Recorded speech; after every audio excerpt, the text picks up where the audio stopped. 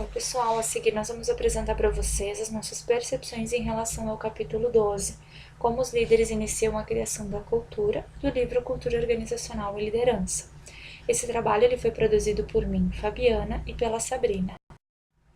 O capítulo 12 ele tem como foco principal exemplificar o papel da liderança na formação das empresas e também da cultura organizacional de cada uma delas. Segundo o autor do livro, o Shen, é possível que a cultura seja criada por experiências compartilhadas, mas quem vai dar os primeiros direcionamentos é o fundador. Essa pessoa ele tem um papel de líder que impõe as suas crenças, valores e suposições. Aqui nós vamos falar um pouco sobre o início da cultura e o impacto dos fundadores como líderes, onde podemos verificar que as culturas podem ser baseadas em 3 formas, sendo a primeira baseada em crenças, valores e suposições dos indivíduos que iniciaram a organização. A segunda forma, ela pode ser derivada das aprendizagens dos grupos que formam a empresa durante o desenvolvimento da mesma. E por fim, nós temos a terceira maneira, que ela é baseada em novas crenças, valores e suposições que novos líderes dentro da organização trazem consigo. Na maioria das vezes, a cultura se baseia na primeira forma, pois ela é atrelada à história, metas e objetivos dos indivíduos que tiveram a ideia e decidiram iniciar um negócio. Esse processo de formação da cultura, ele se dá juntamente à criação do primeiro grupo de pessoas, que juntam suas opiniões, autoconfiança e determinação dos principais idealizadores. Neste capítulo, nós tivemos contato com cases que possuem diversos tipos de culturas. Entre eles está a empresa Steybergs, Smithfield, DEC, Apple, IBM e HP.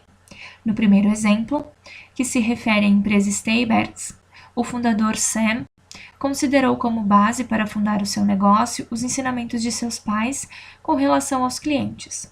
Ele fundou então uma mercearia na cidade de Montreal, que se tornou, com o passar dos anos, uma rede de supermercados e lojas de departamento.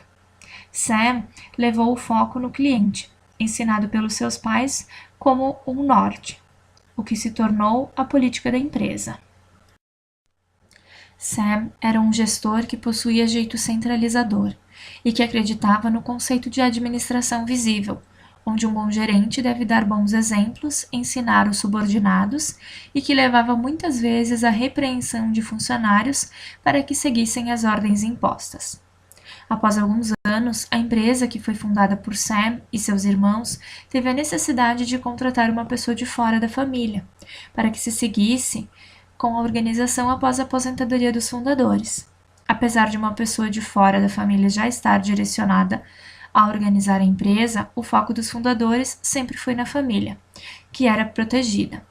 Existia, além da proteção a estas pessoas, uma forte influência de níveis hierárquicos, o que levou os funcionários a se autoprotegerem, gerando uma contracultura.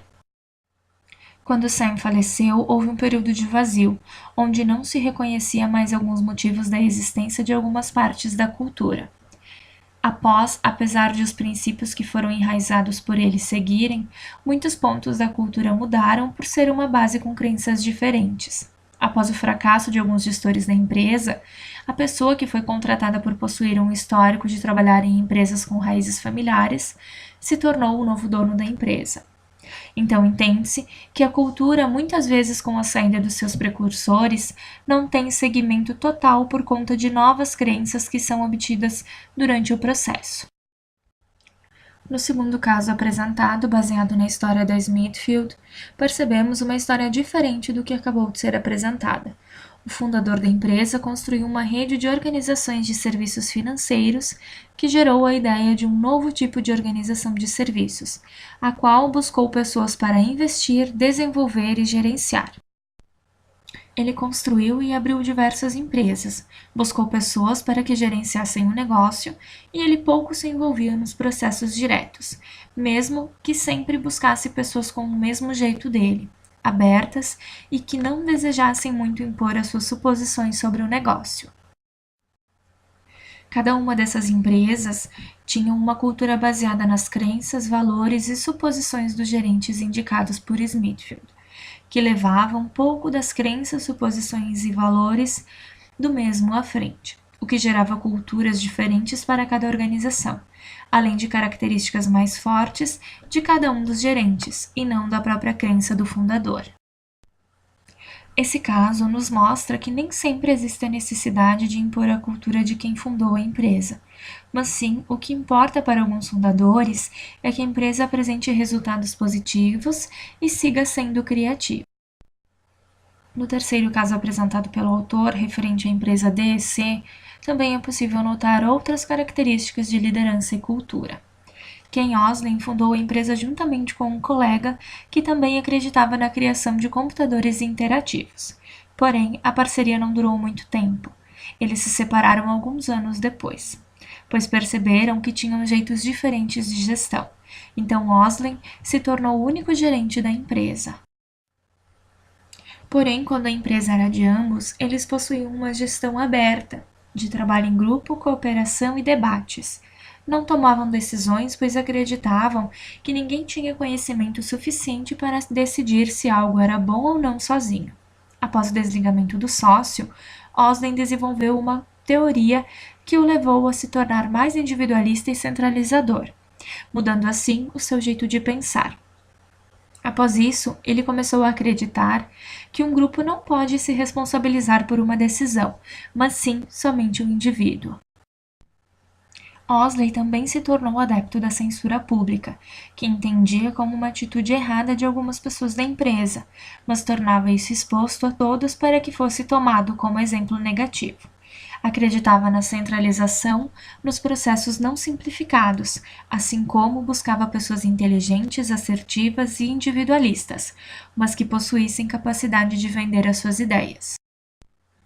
Devido a todas essas mudanças e novas crenças que foram obtidas durante o processo, foram criados vínculos onde os funcionários viam o fundador como um pai e orientador, o que fez com que o exemplo de cultura a ser seguida era a do fundador da organização, se tornando o modelo das diretrizes a serem seguidas. No capítulo 12 também foram apresentados cases de empresas mais conhecidas, como a Apple, a IBM e a HP. A Apple foi fundada por dois engenheiros que, posteriormente ao alinhamento do negócio, buscaram contratar uma pessoa com foco em mercado. Porém, por conta da sua cultura diferente, não conseguiram se adaptar, fazendo com que um dos fundadores retomasse esta função. Já a IBM, em 1990, trouxe um executivo de vendas que tinha entendimento da mesma área de conhecimento dos fundadores, o que gerou uma união de culturas que fez sucesso da empresa.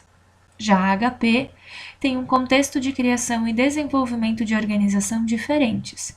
Os fundadores, que eram especialistas na área técnica, tiveram que se dividir para suprir também a parte comercial da empresa, o que, apesar de não ser o pleno conhecimento do mesmo, teve um resultado positivo. Neste caso, foi o suficiente por algum tempo, o que gerou uma contratação de uma pessoa de fora que orientou a fusão com outras organizações.